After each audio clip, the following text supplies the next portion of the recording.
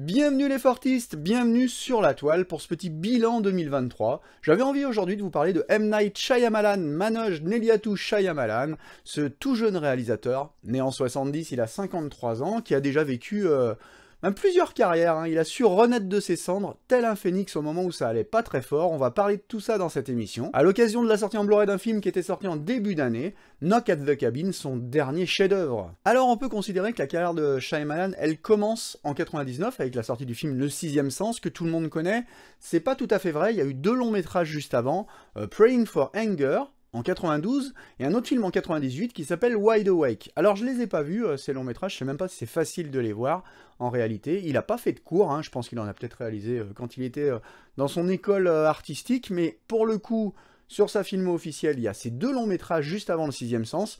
J'ai pas pu les voir, j'aimerais quand même bien voir Wide Awake, parce que c'est l'histoire, selon le résumé, d'un jeune garçon qui part à la recherche de Dieu après la mort de son grand-père. Donc là, il y a déjà, en résumé, un petit peu des thématiques fortes dans le cinéma de Shyamalan. J'aurais pu intituler cette émission, je l'intitulerais peut-être comme ça, Famille recomposée, tellement la famille est toujours au centre du cinéma de Shyamalan. La famille et la quête de sens, dans un sens très large, religieux, mais aussi un petit peu autre. Il y a toujours cette quête d'un sens à notre existence qu'on peut sentir infusé dans son cinéma. C'est un cinéma passionnant. Bref, ces deux films, j'essaierai d'y jeter un œil à l'occasion. Pour l'instant, je ne les ai pas encore vus, mais Shyamalan, il est connu surtout pour Le Sixième Sens, qui sort en 99. Alors Le Sixième Sens, il fait grand bruit, inutile de le dire, vous l'avez peut-être vécu comme moi dans les salles, c'était un petit peu le renouveau du film à twist, j'ai même pas envie de dire renouveau, parce que ça a été un petit peu la naissance du film à twist moderne tel qu'on le connaît aujourd'hui. Il a lancé une recette, Shyamalan, c'est un petit peu le problème, on va le voir tout de suite, il s'est peut-être enfermé un peu trop dans cette recette-là, mais en tout cas, c'est un carton plein. Pour le coup, c'est un film que je trouve absolument incroyable. Bruce Willis, Toni Collette, un tout jeune Haley Joel Osment, qui est absolument incroyable. Lui aussi, un tel Spielberg, il a vraiment un don pour choisir des enfants qui jouent vraiment bien, qui savent jouer la comédie, c'est assez impressionnant. D'ailleurs, pour la petite histoire, la légende veut que Haley Joel Osment se soit pointé lors des auditions et que Shyamalan ait discuté un petit peu avec lui et qu'il lui demande s'il a lu le script, et Haley Joel Osment lui dit oui, je l'ai lu 3 fois. Alors Shyamalan est étonné, il lui dit t'as lu 3 fois tes parties? Et le gamin lui répond non, non, j'ai lu le script en entier 3 fois cette nuit. Donc voilà, ça c'était pour l'anecdote. Le Sixième Sens, vous le connaissez, ça sort en 99 et je vous dis, c'est un film, c'est une bombe. Tout de suite, c'est un phénomène littéralement, du nom d'un film un peu malheureux plus tard dans sa carrière. C'est vraiment un film qui a marqué les esprits pour ce twist final que personne n'avait vu venir. Parce que, oui, les films à twist, ça a toujours existé, il y en a toujours eu dans l'histoire du cinéma, mais Shyamalan en a fait une recette et aime bien surprendre le public comme ça. D'ailleurs, je pense que si vous allez sur Wiki ou n'importe quoi, vous allez voir que Shyamalan est spécialisé dans le cinéma supernaturel, et le cinéma à twist, forcément, c'est sa recette, il est connu pour ça, et peut-être que ce sera là un petit peu sa malédiction de s'enfermer, sans doute volontairement, dans cette formule qui a fait son succès et dont il aura un peu de mal à sortir. Ça va spoiler sec dans cette émission, hein, je vous le dis tout de suite, sur tous ces films, parce qu'on va aborder tout un tas de trucs. Si vous les avez pas vus, vous coupez là, mais bon, faut quand même évoquer le fait que dans Le Sixième Sens, Bruce Willis est mort, c'est-à-dire que on suit quand même l'histoire d'un personnage, et à la fin, on va nous révéler que ce personnage est décédé, et que ce gamin qui communique avec les morts communique avec lui. Donc il y a déjà tout le cinéma de Shyamalan là-dedans, hein. La cellule familiale brisée, l'absence du père, ce père de substitution que va devenir Bruce Willis, cette espèce de mysticisme un peu qui nomme tout le récit, c'est vraiment passionnant, c'est un film que j'adore, tout en ambiance, qui ne vieillit pas, pour le coup c'est déjà très Hitchcockien dans la mise en scène, c'est souligné par une partition absolument magnifique de James Newton Howard, qui accompagnera Shyamalan sur tout le début de sa carrière, sur quasiment l'intégralité de sa carrière, sauf ses derniers films, et c'est une véritable prouesse. En un seul film, Shyamalan établit la recette, la formule Shyamalan. Une formule qu'il va reprendre, il va tenter de la reprendre avec Incassable, un an plus tard, en 2000. Alors là, c'est un petit peu différent, il suit la trajectoire normale d'un réalisateur hollywoodien, c'est-à-dire que son premier film a été un carton, un gros carton, donc on lui donne un peu plus d'argent, et puis on va pouvoir avoir Bruce Willis à nouveau, Shyamalan, Bruce Willis, Samuel Jackson, Robin Wright, pour à nouveau une histoire de cellule familiale un petit peu fracturée. C'est assez incroyable ce film, parce que de son propre aveu, Shyamalan a toujours dit ce qui l'intéressait dans les films de super-héros. Il a un amour immodéré pour les comic books, mais ce qui l'intéressait, c'est de réaliser un film de super-héros où on ne parlerait que du premier acte du récit, c'est-à-dire la découverte des pouvoirs, un peu l'établissement du héros, sa psyché à ce moment-là où il découvre qu'il a quelque chose qui le rend hors du commun. Et en tout état de cause, ce film avait donc tout pour me déplaire, parce que moi j'aime bien quand ça tape, j'aime bien quand il y a un dernier acte qui envoie du lourd. Là, je trouve que le film envoie du lourd, mais alors vraiment à un niveau émotionnel. Je vous parle tout le temps de ça, j'aime bien les films qui me font ressentir quelque chose. C'est un film qui me tire des larmes en permanence, c'est une espèce d'émotion brute pour moi que cette cellule familiale fracturée, ces adultes qui ne se parlent plus, cet enfant perdu au milieu qui va retrouver un contact avec son père, cette femme, cet homme qui vont se retrouver finalement lorsque lui s'accomplira enfin pleinement parce qu'il lui a toujours manqué quelque chose dans sa vie. Il a cette espèce de vide, ce vide qu'il va combler forcément lorsqu'il prendra pleinement conscience de la destinée qui l'attend. C'est juste incroyable, hein. C'est un film de héros, de super-héros intimistes, avec quand même un dernier acte qui envoie un petit peu, mais je trouve ce film absolument magistral.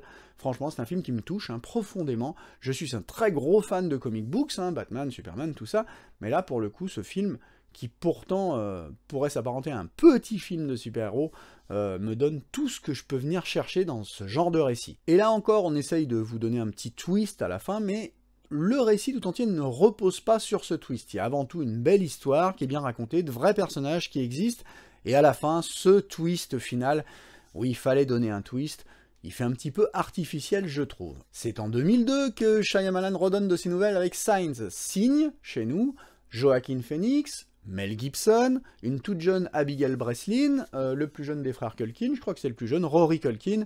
Bref, encore une fois, absence de la mère, cellule familiale un peu fracturée, je vais pas dire dysfonctionnelle, mais c'est une cellule qui essaye d'exister comme ça, avec un père qui est un petit peu largué, légèrement en décalage avec l'éducation de ses enfants, c'est pas facile, et c'est un film qui, à travers une invasion extraterrestre, va nous raconter encore une fois cette espèce d'obsession de Shyamalan pour cette quête de sens, pourquoi on est là, à travers des extraterrestres. Est-ce que l'arrivée d'extraterrestres met à mal sa foi qu'il peut avoir, ou les croyances? Voilà, le film jongle un petit peu avec tout ça. Je trouve qu'au moment où Spielberg avait sorti son film La Guerre des Mondes, tout le monde avait dit « Ah, La Guerre des Mondes, Spielberg réalise un film d'invasion extraterrestre intimiste ». La Guerre des Mondes de Spielberg, c'est intimiste, si on veut. Oui, c'est un grand Spielberg. Spielberg, de toute façon, est un très très grand réalisateur. Mais pour moi, le film d'invasion extraterrestre intimiste, c'est Shyamalan qui l'a réalisé avec ce film-là, avec Mel Gibson, avec Joaquin Phoenix. C'est vraiment... c'est drôle, à certains moments. C'est extrêmement touchant en permanence. On essaye, encore une fois, d'aller chercher ce twist à la fin. Un twist qui, encore une fois, n'en est pas vraiment un, parce que pour le coup, le film ne repose pas sur ce twist. En fait, dans Incassable ou dans Sign, je trouve que le twist n'est pas nécessaire. À la fin, on essaye de nous glisser un truc, là, avec l'histoire des verres d'eau et tout ça.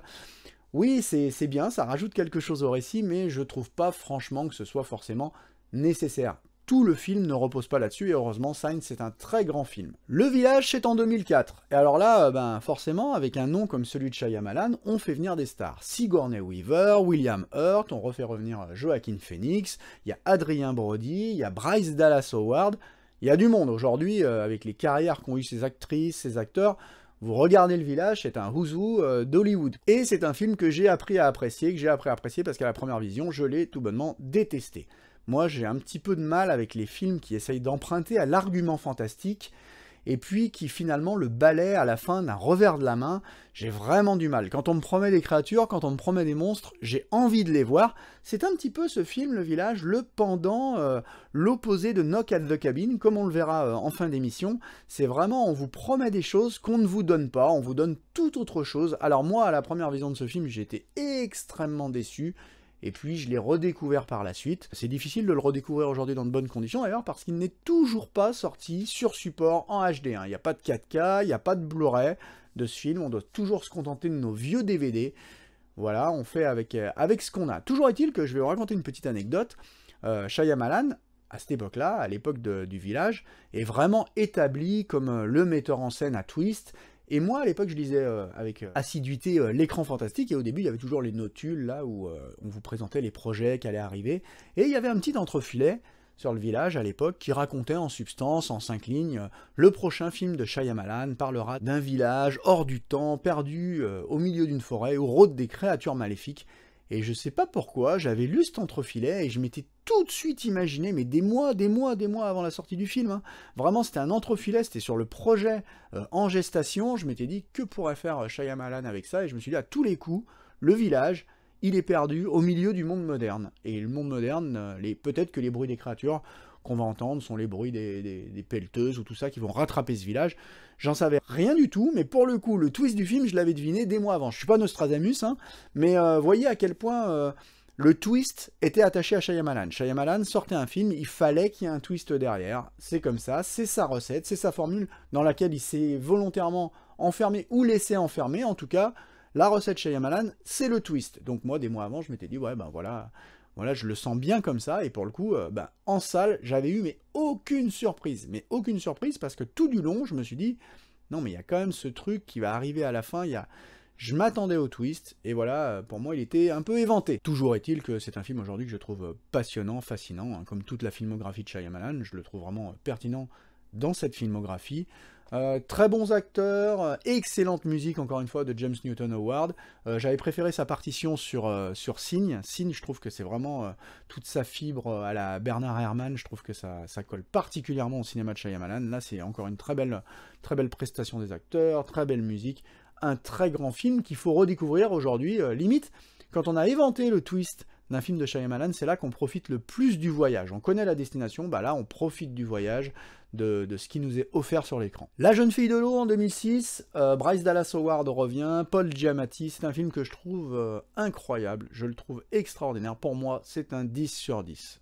2006, c'est pourtant un film qui va se faire démonter, que tout le monde trouve ridicule, 5,5 je crois sur IMDb, et franchement je comprends pas. Alors, à la première vision, moi, je me suis dit, ouais, bon, voilà, moyen, il y a une espèce de pseudo-twist encore qu'on vous rajoute, mais pour le coup, j'ai rarement vu un si beau conte de fées sur grand écran et sur petit écran à la maison. J'ai rarement vu une si belle adaptation de tout ce qui faisait la féerie des contes de fées quand on était gosse. Je trouve Stardust, par exemple, absolument magnifique, mais on n'a pas beaucoup de films comme ça, on n'a pas beaucoup de films un peu en forme de contes de fées pour les adultes, et c'est exactement ce que nous offre La jeune fille de l'eau. Déjà des premiers posters, teasers que je trouve absolument merveilleux, quoi. Le poster de La jeune fille de l'eau avec ce visage qui sort d'une espèce de masse bleue, je trouve ça superbe, et je trouve que le film est incroyable, vraiment, mais c'est un très beau film, visuellement, bien entendu que Shyamalan, il en a sous le pied au niveau de la mise en scène. On va forcément en reparler pour son dernier film, mais là, pour le coup, il a une mise en scène vraiment élégante. Il n'y a pas de détails dans le cinéma de Shyamalan, il n'y a que des choses qui sont pertinentes à l'écran. On vous met tout un tas de petits trucs. Lui, c'est un détail, parce qu'il s'offre un rôle dans chacun de ses films. À chaque fois, vous allez le reconnaître dans un petit plan, à la télé, en livreur, bref, il s'offre toujours un petit rôle à la Hitchcock. Mais je trouve que son cinéma, vraiment... est presque représenté par ce film, La jeune fille de l'eau. Je trouve que c'est important de le redécouvrir. Là, j'ai envie de savoir ce que vous en pensez. Est-ce que vous le dédaignez totalement comme la Vox Populi, ou est-ce que vous l'avez redécouvert vous aussi? Parce que moi, là, c'est sa première vision, je vous le dis, j'avais été un peu déçu. Et puis finalement, en vision successive, je trouve que c'est un très grand film. N'hésitez pas à me le dire dans les commentaires. La jeune fille de l'eau, donc, rencontre un succès critique mitigé, pour le moins un peu tiède, un succès public aussi un peu tiède. Donc on repart sur la formule Shyamalan, en 2008, avec Phénomène. Mark Wahlberg, Zoé Deschanel, on a tout pour avoir un gros blockbuster hollywoodien, un twist à la Shyamalan, mais non, ça ne fonctionne pas, parce que pour la première fois, je trouve que Shyamalan fait vraiment preuve de paresse. Paresse dans son écriture, paresse presque dans sa mise en scène. Faut dire que c'est assez difficile de mettre en scène des plantes qui envoient des spores, qui contaminent les hommes et les femmes et les forcent à se suicider. C'est un film qui repose tout entier sur son concept, mais voilà, Shyamalan, c'est un homme de concept, donc il a des concepts forts qui aboutissent souvent à un twist, mais parce que le concept est super puissant, et là, le concept, je le trouve vraiment faible, et le problème, c'est que ce film ne s'appuie que sur ce concept. Il n'y a rien derrière, il y a vraiment une suite de gens qui se baladent dans des champs, dans des villes, et qui assistent au suicide des uns, au suicide des autres. C'est très très faible. Alors bien sûr, il y a quelques idées de mise en scène à des moments, tout n'est pas acheté. J'ai envie de redécouvrir ce film, mais sincèrement, depuis que je l'ai découvert, j'ai pas eu envie de le revoir. Je crois même que je l'ai toujours pas dans ma collecte. Je l'avais revu, j'avais dit non, c'est vraiment trop faible, j'avais refourgué le Blu-ray, je l'ai toujours pas racheté, peut-être qu'un de ces quatre, j'aurais envie de me replonger là-dedans, c'est pas le cas. En tout cas, c'est le début de la fin pour Shyamalan, parce que Phénomène n'est pas bien reçu. Donc vous avez La jeune fille de l'eau, Phénomène, qu'est-ce qu'on va faire? On va prendre le contre-pied de tout ça.